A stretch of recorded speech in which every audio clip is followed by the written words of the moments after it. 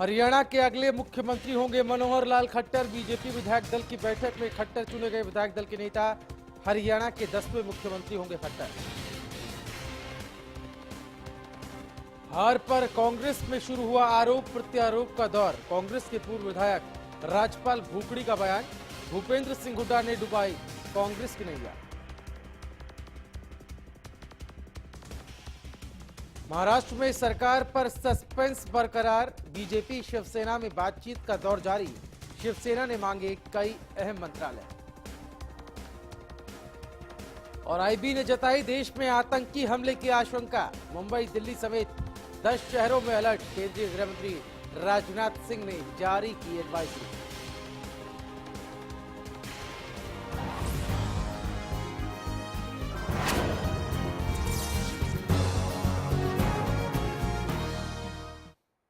नमस्कार, हरियाणा न्यूज में आपका स्वागत है। आपके साथ मैं हूं भुवन शर्मा। हरियाणा के 10वें मुख्यमंत्री होंगे मनोहर लाल खट्टर। जी हां, चंडीगढ़ के यूटी गेस्ट हाउस में बीजेपी विधायकों की बैठक में मनोहर लाल खट्टर के नाम पर सीएम पद की मुहर लगाई गई। बैठक में केंद्रीय पर्यवेक्षक के रूप में केंद्रीय मंत्री वेंकैया नायडू और पार्टी के राष्ट्रीय उपाध्यक्ष दिनेश शर्मा मौजूद रहे। विधायक दल की बैठक में अनिल विज, रामविलास शर्मा, कृष्णपाल गुर्जर, कैप्टन अभिमन्यु समेत कई नेता मौजूद रहे। आपको बता दें, मनोहर लाल खट्टर ने करनाल विधानसभा से चुनाव जीता था, जिसके बाद सीएम पद के लिए खट्टर के नाम पर चर्चाएं तेज हो गई थी।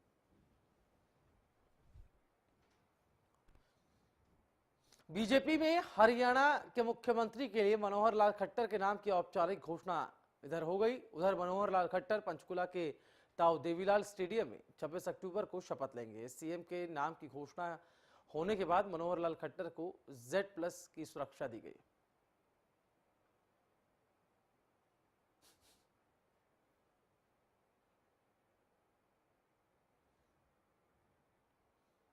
चंडीगढ़ में मनोहर लाल खट्टर ने जनता को करनाल से जीत दिलाने पर धन्यवाद किया। इस दौरान उन्होंने कहा कि मुख्यमंत्री बनने पर वो मोदी के दिखाए गए रास्ते पर चलकर हरियाणा का विकास करेंगे। उन्होंने कहा कि वो सभी वर्गों को साथ लेकर चलेंगे और सभी वर्ग का विकास करेंगे। है उनके जो बताए गए रास्ते हैं उसके अनुसार हरियाणा का हम लोग शासन चलाएंगे। हमारे पास अनुभवी कार्यकर्ताओं की बहुत बड़ी टीम है।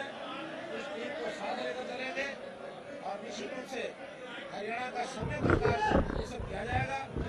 किसी प्रकार का जो भेदभाव हरियाणा में आज तक जो होता रहा है उस सब भेदभाव को मिटाकर हरियाणा का सम्यक विकास होगा। बहुत अच्छा लग रहा है। मैं पार्टी का अध्यक्ष हूँ और मेरी अध्यक्षता में पार्टी सरकार में आई है। मेरी अध्यक्षता में लोकसभा में जनता जनार्दन की कृपा से हमने बहुत जोरदार प्रदर्शन किया है। I am very happy. सब अभी राजभवन जा रहे हैं। हम वेंकैया नायडू जी और हम सब लोग, मनोहर लाल जी, हम सब लोग राजभवन जा रहे हैं और राजभवन में शपथ समारोह की तिथि और स्थान तय करें। पहली बार विधायक बने मनोहर लाल खट्टर हरियाणा के नए मुख्यमंत्री होंगे। बीजेपी विधायक दल की बैठक में मनोहर लाल खट्टर को विधायक दल का नेता चुना गया। खट्टर के अब तक पूरे राजनीतिक दौर पर देखिए हमारी खास रिपोर्ट। मनोहर लाल खट्टर पर लगी सीएम पद की मुहर। मुख्यमंत्री पद की रेस में खट्टर की हुई जीत। आरएसएस और मोदी की करीबियां लाई रंग।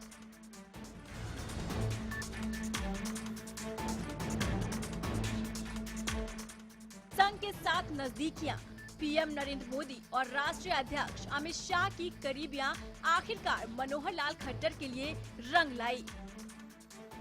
बीजेपी विधायक दल की बैठक में सभी विधायकों ने मनोहर लाल खट्टर के नाम पर सीएम पद की मुहर लगाई। रोहतक के रहने वाले खट्टर ने इस बार करनाल सीट से चुनाव लड़ा और 66,773 वोटों से जीत हासिल की। गैर जाट नेता, शांत और साफ सुथरी छवि वाले मनोहर लाल खट्टर को पीएम नरेंद्र मोदी ही राजनीति में लेकर आए थे। हिमाचल में संघ के प्रचारक रहे मनोहर लाल खट्टर जब सह प्रभारी हुआ करते थे, तब प्रधानमंत्री नरेंद्र मोदी हिमाचल के प्रभारी हुआ करते थे। ऐसे में आरएसएस और मोदी की नजदीकियां मनोहर लाल खट्टर के लिए सही साबित हुई।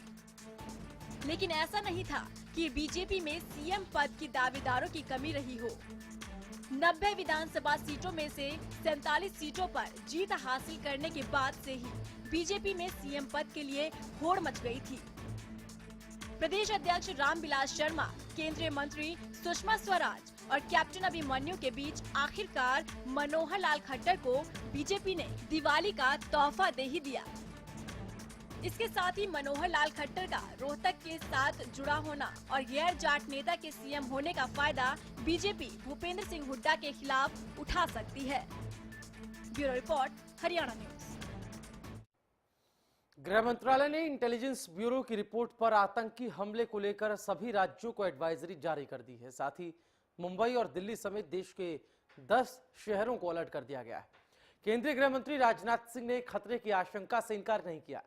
केंद्र ने अपनी एडवाइजरी में राज्य को सभी धार्मिक स्थलों और पूजा स्थलों की सुरक्षा को चाक चौबंद करने की हिदायत दी है, ताकि कोई अनहोनी नहीं हो। दीपावली के दिन 3 दिन पहले आई गृह मंत्रालय की चेतावनी के बाद सुरक्षा एजेंसियां सतर्क हो गई। इसके अलावा स्थानीय खुफिया तंत्र को भी हाई अलर्ट कर दिया गया है।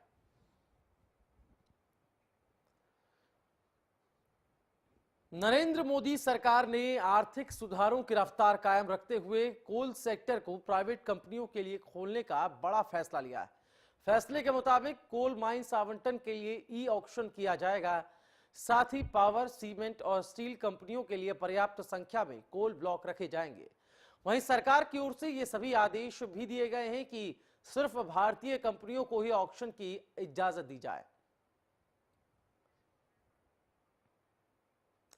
महाराष्ट्र में सरकार बनाने को लेकर बीजेपी और शिवसेना के बीच पर्दे के पीछे बातचीत शुरू हुई है। हालांकि बीजेपी ने समर्थन को लेकर अब तक अपने पत्ते नहीं खोले हैं, लेकिन खबर है कि शिवसेना 1995 के फॉर्मूले पर सरकार बनाना चाहती है। सूत्रों के हवाले से खबर है कि दोनों पार्टियों के बीच गठबंधन को लेकर माथापच्ची जारी है। इसी बीच शिवसेना ने के सभी नवनिर्वाचित विधायकों के साथ उद्धव ने बैठक की। उन्होंने विधायकों को बताया कि बीजेपी की तरफ से कोई प्रस्ताव नहीं आया है। उद्धव ने विधायकों और पार्टी पदाधिकारियों से कहा कि हम हर हालात के लिए तैयार रहना हमें चाहिए। हरियाणा के विधानसभा चुनाव में कांग्रेस को मिली करारी हार के बाद एक बार फिर से पूर्व मुख्यमंत्री भूपेंद्र सिंह हुड्डा के विरोध में उनकी पार्टी के नेता ने ही मोर्चा खोलना शुरू कर दिया है। कुमारी शैलजा के बाद अब साढौर से विधायक रहे राजपाल भूकड़ी ने भी विधानसभा चुनाव में कांग्रेस को मिली हार के जिम्मेदार सीधे सीधे भूपेंद्र सिंह हुड्डा को बताया।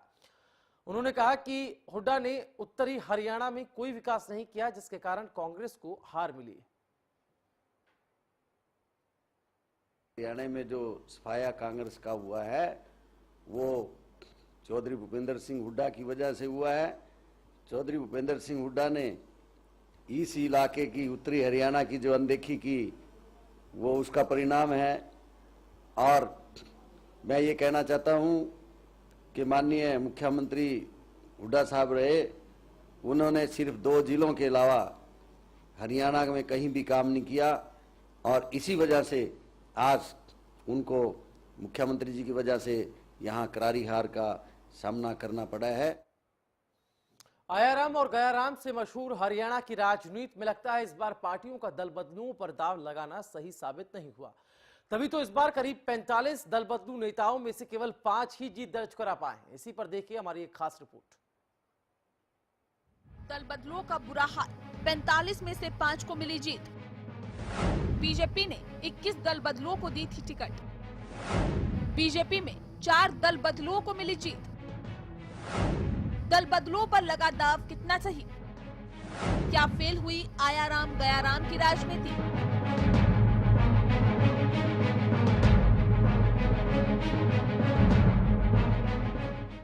हरियाणा में पहली बार बीजेपी को पूर्ण बहुमत मिला।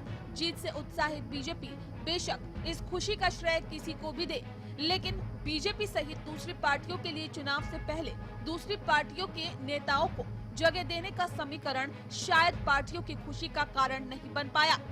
इस बार के चुनाव में बीजेपी का दामन थामने वाले नेताओं की तादाद सबसे ज्यादा रही। खुशी पाने की चाह में कई नेताओं ने पार्टी बदल ली तो कुछ बागी होकर निर्दलीय ही लड़े। बीजेपी में इस बार कांग्रेस से 12 नेता, इनेलो से 7 और हजका और बीएसपी से 1-1 नेता आए। तो वहीं कांग्रेस से बीएसपी में 3 और हजका से 2 नेता गए।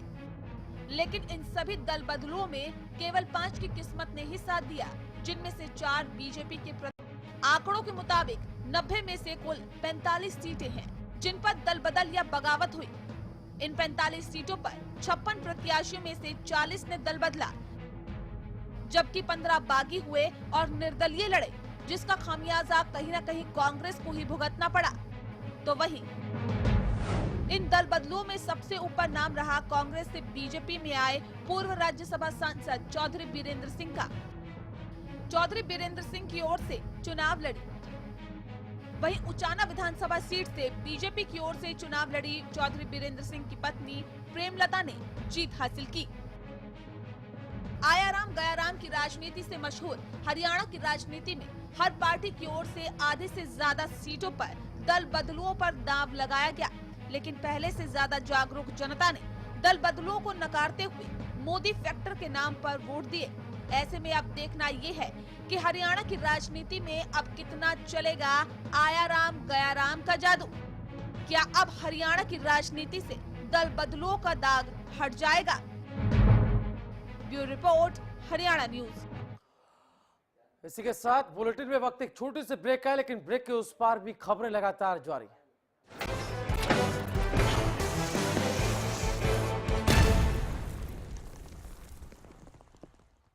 हरियाणा फ्रेश शुद्ध घी का नाम बड़ा, शुद्धता की कसौटी पर खरा, घर के घी जैसा स्वाद मन भाए, जो भी खाए तंदुरुस्ती पाए।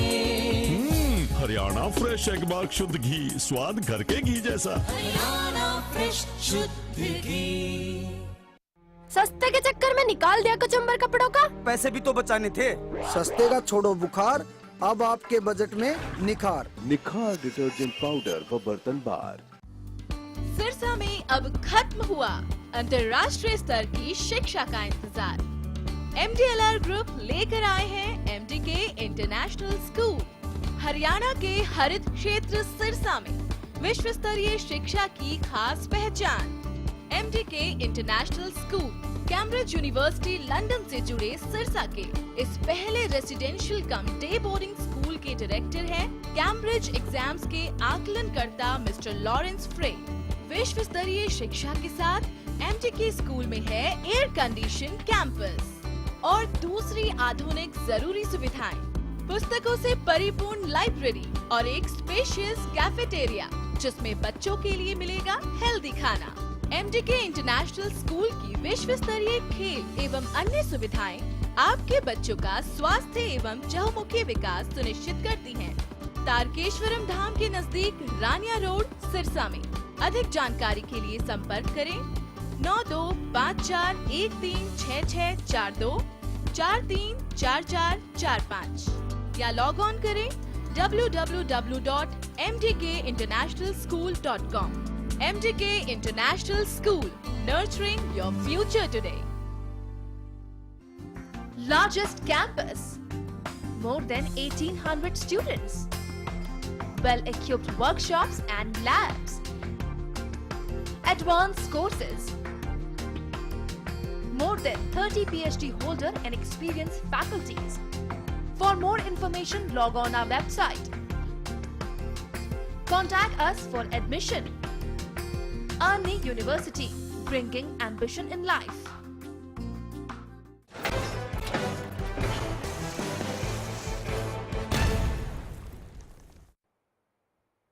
ब्रेक के बाद रुक करते हैं इस वक्त की बड़ी खबर का। आपको बता दें, खबर रोहतक से, जहां बेकाबू कार ने 2 महिलाओं को टक्कर मारी है। इसमें एक महिला गंभीर रूप से घायल बताई जा रही है। रोहतक की यह घटना है, जाट कॉलेज के नजदीक ये घटना घटी है, जहां पर एक बेकाबू कार ने 2 महिलाओं को टक्कर मारी। शराब के नशे में कार चालक बताया जा रहा है। इसमें एक महिला गंभीर रूप से घायल बताई जा रही है। रोहतक की घटना, जहां बेकाबू कार ने 2 महिलाओं को टक्कर मारी, जिनमें एक महिला गंभीर रूप से घायल है। जाट कॉलेज के सामने की यह घटना है।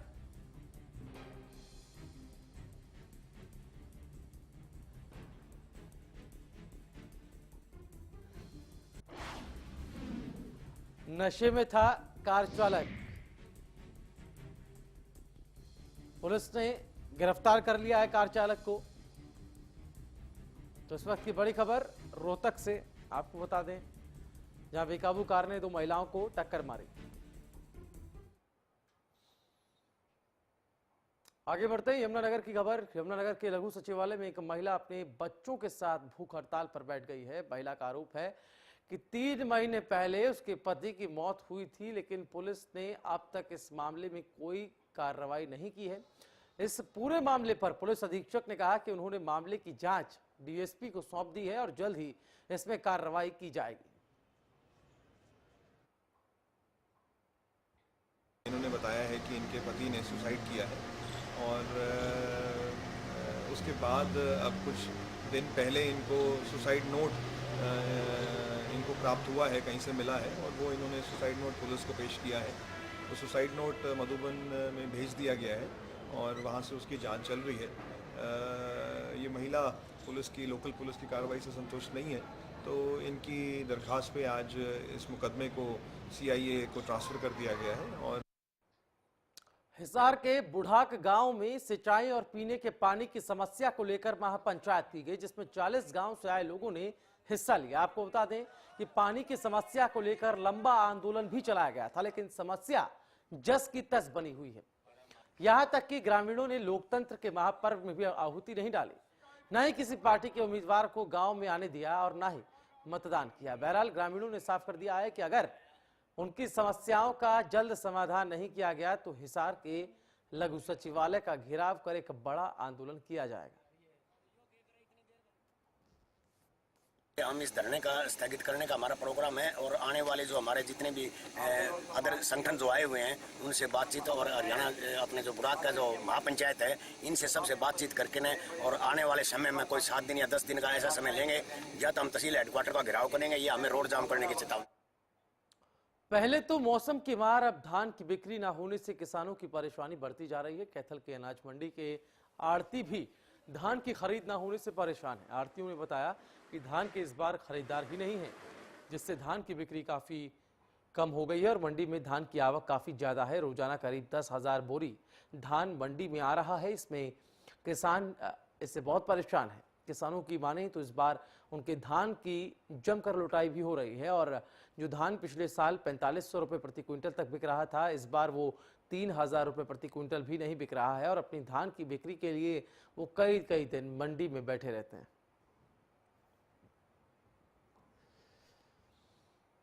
धनतेरस और दिवाली के मौके पर बाजारों में रौनक काफी बढ़ जाती है। ऐसे में बाजारों में बर्तनों की दुकानों में भीड़ देखने के साथ साथ मिठाई की दुकानों पर भी मिठाइयों की काफी वैरायटी उतारी जाती है। जैसा कि सबसे ज्यादा भीड़ बर्तन की दुकानों और गाड़ियों के शोरूम में देखने को मिली।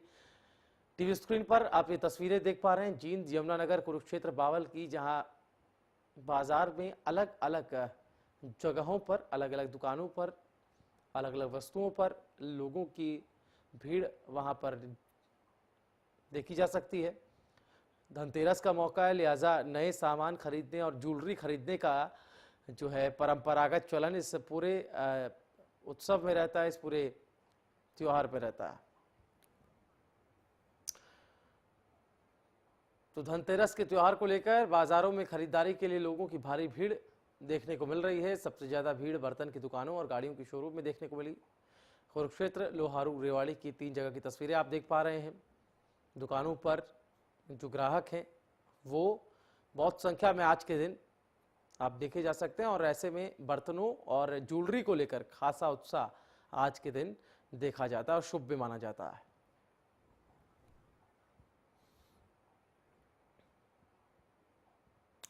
दीपावली पर्व को मनाने के लिए लोग बेताब हैं। दीपावली पर बाजारों में रौनक बढ़ना एक आम बात है, लेकिन इस बार बाजार में अनेकों रंग बिरंगी लड़ियों के अलावा पशुओं के गले में बांधने वाली लड़ियां भी मौजूद हैं। बाजारों में चाइनीज लड़ियों की भी भरमार है। बाजारों में लोग बर्तन और कपड़ों की भी जमकर खरीदारी कर रहे हैं।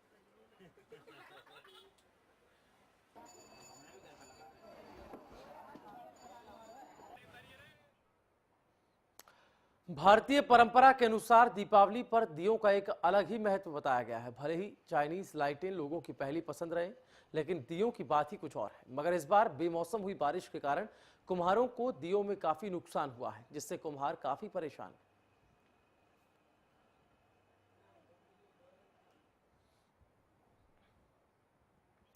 इंद्री के भौंसी गांव में 3 दिन से पीने की पानी नहीं मिलने से परेशान ग्रामीणों ने इंद्री कुरुक्षेत्र मार्ग जाम कर दिया है। ग्रामीणों ने सरपंच के खिलाफ प्रदर्शन किया है। ग्रामीणों ने सरपंच पर आरोप भी लगाया। ये कहा कि सरपंच ने गांव में पीने के पानी के ट्यूबवेल का कनेक्शन कटवा दिया है, जिसके कारण उनके लिए मुसीबत खड़ी हो गई है। वहीं जाम की सूचना मिलते ही डीएसपी ने मौके पर पहुंचकर लोगों को जल्द कार्रवाई करने का आश्वासन दिया, जिसके बाद जाकर जाम को खोला गया।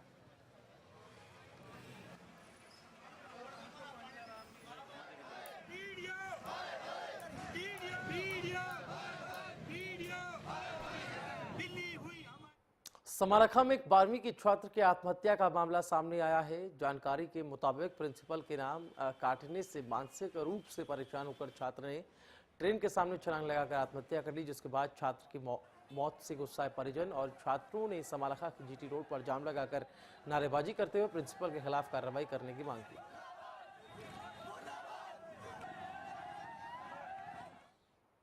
पिहोवा के किला फार्म से 3 स्कूली बच्चों के लापता होने की खबर है। तीनों बच्चे की उम्र 12 से 13 साल है। परिजनों के मुताबिक बच्चे सुबह स्कूल के लिए निकले, लेकिन वापस घर नहीं लौटे। वहीं मामले की सूचना मिलने पर पुलिस ने एफआईआर दर्ज कर कार्रवाई शुरू कर दी।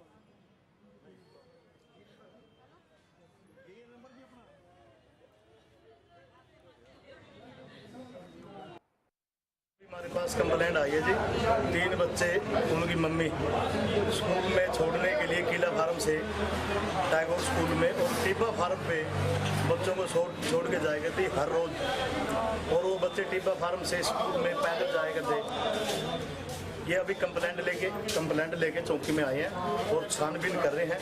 3 नाम, 2 बच्चे 6वीं में थे, 1 बच्चा 7वीं क्लास में पढ़ता है, उनकी छानबीन शुरू कर दी। इसी के साथ इस बुलेटिन में इतना ही। आप देखते रहिए हरियाणा न्यूज। नमस्कार।